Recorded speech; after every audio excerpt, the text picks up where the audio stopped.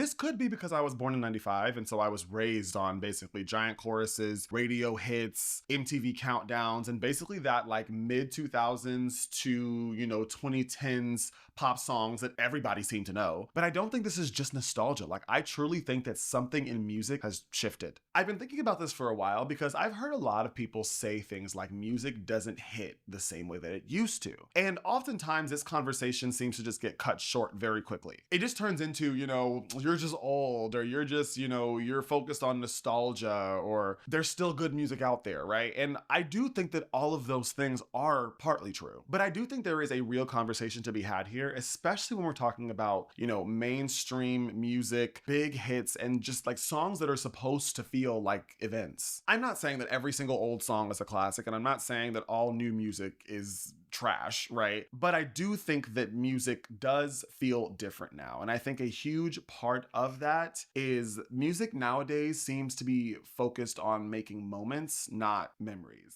If you're new here, my name is Cedric, and I make videos about pop music and pop culture. And when I say music used to hit more, I mean all of it. I mean like the emotional impact of songs used to hit more. The communal aspect of songs, like the fact that we could have a song released and it seemed like everybody and their mother knew and was talking about, or at least was aware of it. I mean songs that you could sing in the car with your friends. Like I mean the term like song of the summer, which doesn't seem to really be a thing anymore. Basically just songs that made you feel like you were living inside of a time period. It felt like the songs that were being released belonged to the culture, at least for a moment. Now it feels way more common to have a song that even if it's like, doing pretty well on the charts, like it's commercially successful, it doesn't feel like the song is huge in your life or huge in the lives of anyone around you. Unless you're on TikTok and you're seeing the same, 6 seconds of a song played over and over and over again.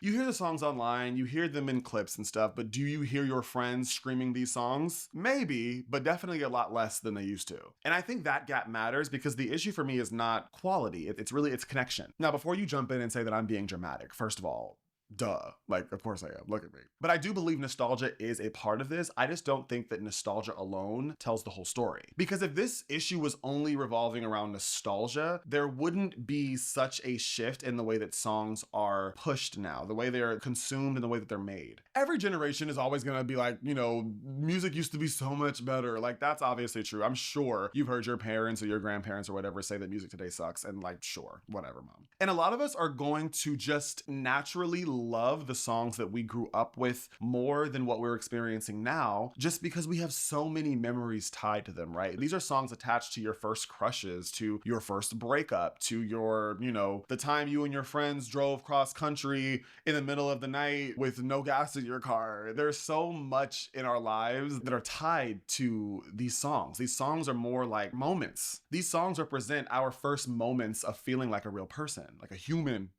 If you were born close to when I was born, 95, you know the feeling of like being super excited about songs, that were released in like the mid 2000s or even like, towards the early 2010s. Especially early 2010s, those songs just felt like massive moments. For whatever reason, We Found Love comes to mind because when I tell you that damn song it was on every radio station, it was on every commercial, that song was everywhere. And because these songs are tied to these moments in your life, like of course you're going to prefer them because they feel warmer, they feel safer. So of course nostalgia explains why old songs often just feel better, but does nostalgia explain why new songs all are getting shorter? No. Nostalgia doesn't explain why, bridges are disappearing, which I honestly want to make a whole video about that at some point. Like, nostalgia doesn't explain why, it feels like songs are built around clips and then the rest is just there because it needs to be considered a song. Nostalgia doesn't really explain why songs can be in the top 10 on the charts and you can't name the artist and they make absolutely no cultural impact whatsoever. And finally, nostalgia doesn't explain why so many people across multiple different age groups and age ranges all say the same thing. There is still good music out there, of course there is, but mainstream music just feels stale. It feels flat and it's just not memorable. And the weird thing is, I can pretty clearly pinpoint when this shift took place in my life. For me, it was after 2020.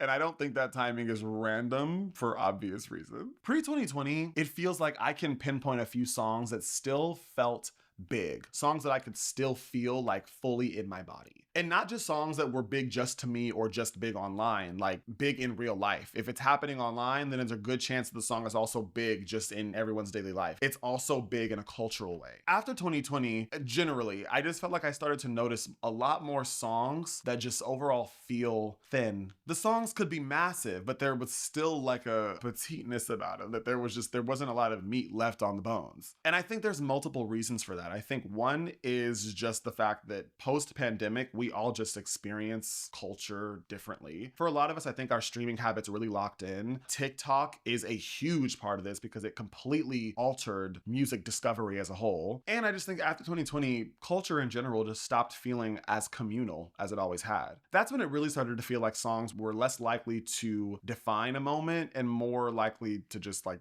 decorate it. And once I started looking at it that way, like that's when I really noticed that like the scroll really affected the way songs are made nowadays. I think TikTok is just one piece of a much bigger machine, but I do think it's a very, very big piece because TikTok didn't just change how songs are promoted. TikTok really changed the parts of songs that matter the most. A lot of songs nowadays are not built on a full listening experience. They are built on clips. They're built off of those individual moments in a song that are the most trendy, that are the most, spreadable.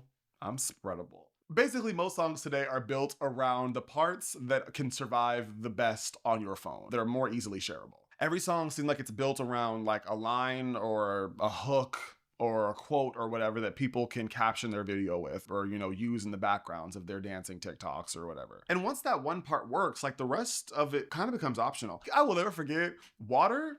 Water by Tyla. I love that song. I think it's great. I remember there was a moment where that song had been out for months at that point. And I want to say it came on like a Pandora playlist or something. And I was listening to it and I was like, what is this? And I was like, wait, oh my God, this is Water. I'm like, I've been listening to this song damn near daily for like months. And I just realized I had never heard the full song, which is insane. That's why a lot of the newer songs today, like they're catchy, but they're not really deep. You remember the piece, you don't remember the full experience. And that's a massive difference because like a great song used to feel like it was taking you somewhere.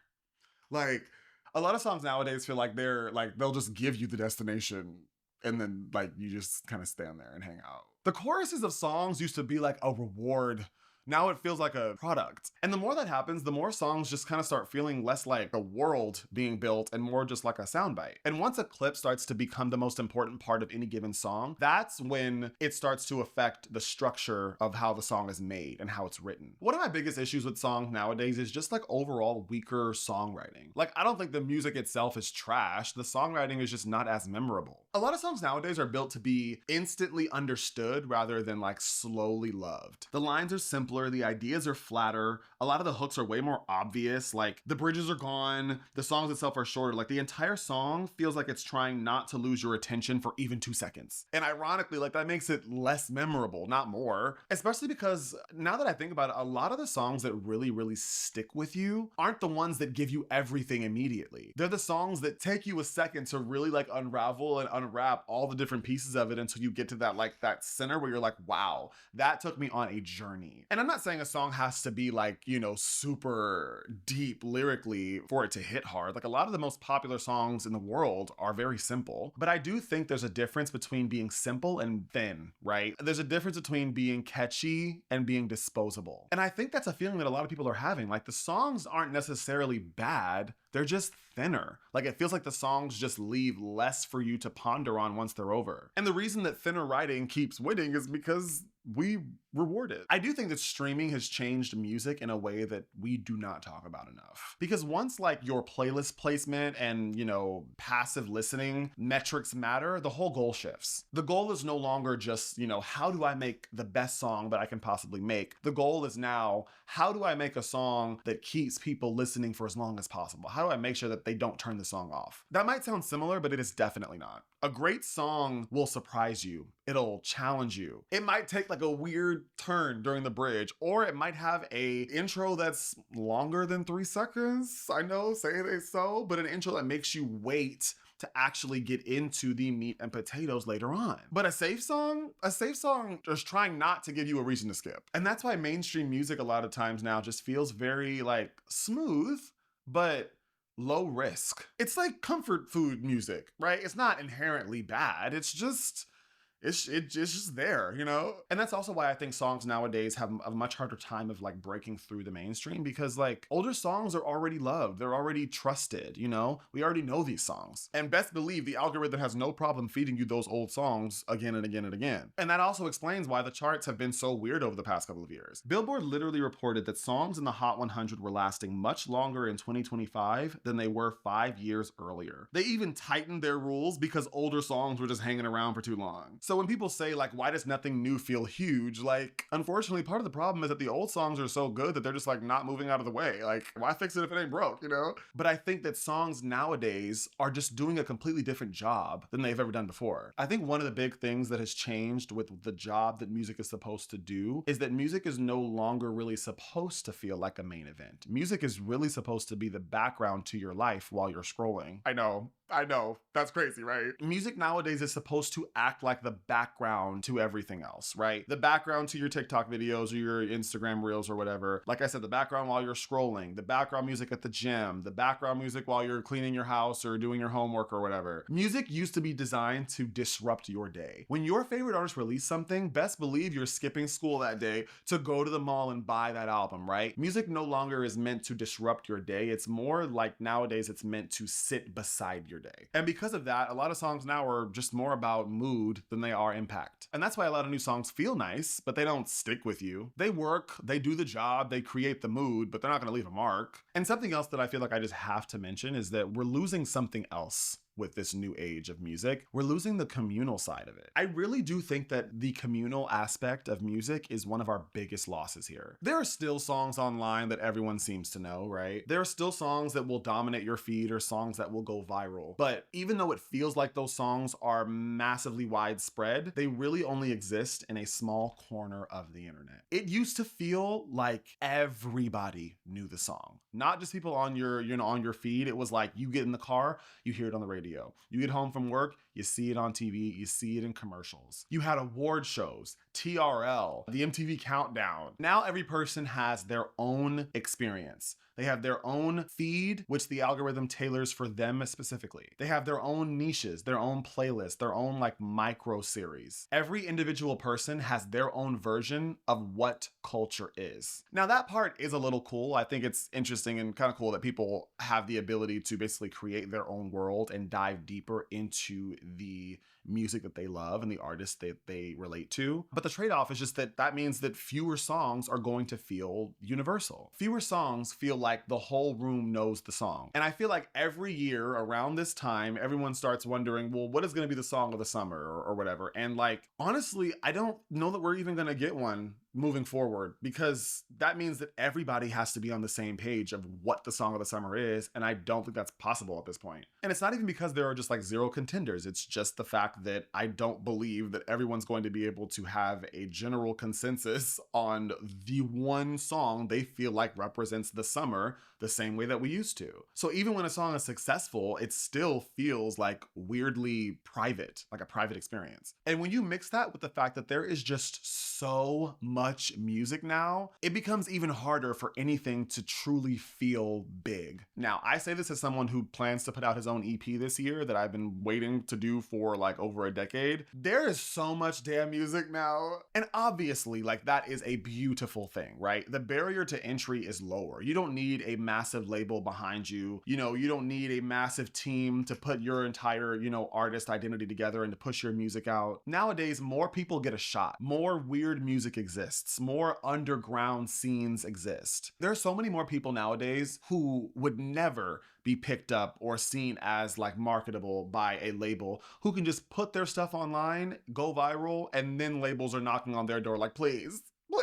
That is obviously a good thing. But on the listener side, oversupply really starts to overcomplicate the brains of the listener. When you want something and you only get a little bit of it, it feels precious. It feels like, it feels like you value it so much more. But when you want something and then someone gives you like a boatload of it, like overwhelms you with that thing, you no longer want it. It no longer feels as special as it did, because it's just like, oh my gosh, like chill the hell out. That's what music kind of feels like now. Like, not empty, not dead, just a bit overcrowded. And so because of that, you skip more songs, you commit less time to discovering new artists. And that makes it a lot easier for legacy artists to stay on top, while it makes it a lot harder for newer artists to break through. It's crazy. It's like it's easier to make music, but it's harder to matter. And I think rap might be where this problem gets exposed the fastest. Like, I do think the problem is worse in rap music than it is in pop music. Not because rap is easy or like because anybody can be a good rapper. It's just that with rap,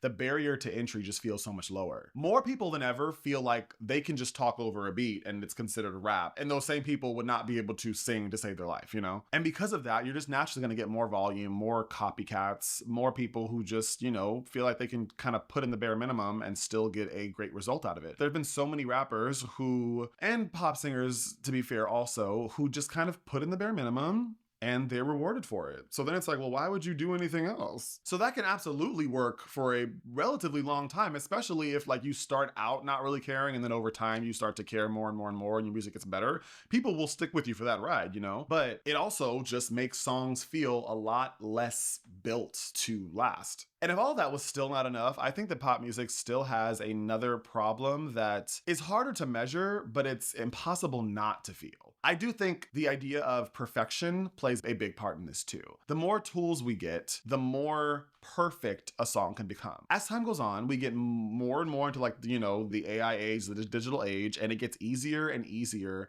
to make music. The more tools that we get, the more polished a song can be. And for a lot of time, that felt like a positive thing, right? You get more control over the outcome and you can make it sound as close to, the radio hits that you grew up listening to as you can. But in trying to make everything as perfect as possible, we are slowly but surely deleting the parts of the songs that make it feel alive, that make it feel human. A slightly messy take, a note that you tried to hit but you didn't hit completely, like these are things that might be embarrassing to the artist, but to a listener, it really allows them to recognize you as a person. And that connection matters more now than it ever has, simply because of AI. Nowadays, it's harder than ever to tell when something is AI and when it's not. There's been so many times where I've listened to, say, an Ariana Grande demo or something, and I've been like, wow, this sounds good. And then you go to the comment section and it's like, oh, this was made with AI. They use so-and-so's voice and just put an Ariana Grande filter over it. And it's like, oh, that's scary.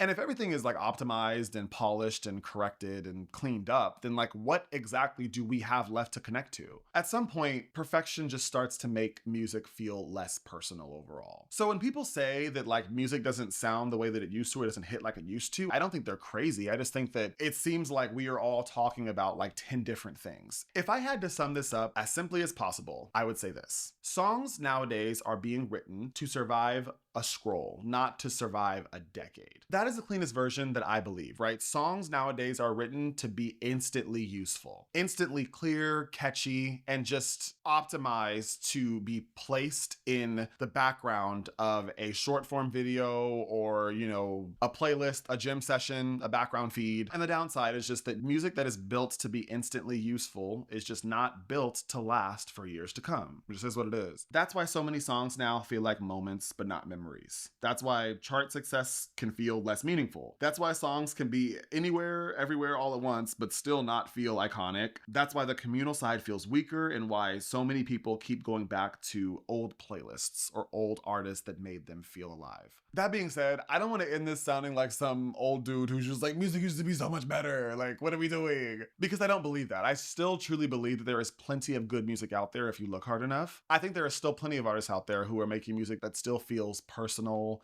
emotional, risky. I think we might just be on the down part of a roller coaster, right? Where mainstream music right now just feels boring, flat, unexciting. But like at some point, we will have to go back up and reach a point where we are back at like, the prime. Well, I wouldn't say prime, but we're in a better place musically. Until then, I think it just makes the most sense to support the music that actually makes us feel something. The industry is always going to chase numbers and money. That's what it's built for. That's why it's there. But artists will never stop making things that they are passionate about, that speaks to them, and that they hope that will speak to others as well. And if enough people reward those artists with success because of those songs, then, you know, maybe then the industry will start pushing those songs more. So no, I don't think music is dead. I just think that our system has gotten really good at rewarding music that is easy to consume and worse at rewarding music that is worth remembering. I would love to hear from you. Let me know if you think music is just not hitting the way that it used to, or what you think the problem currently is. I love having these conversations in the comments below.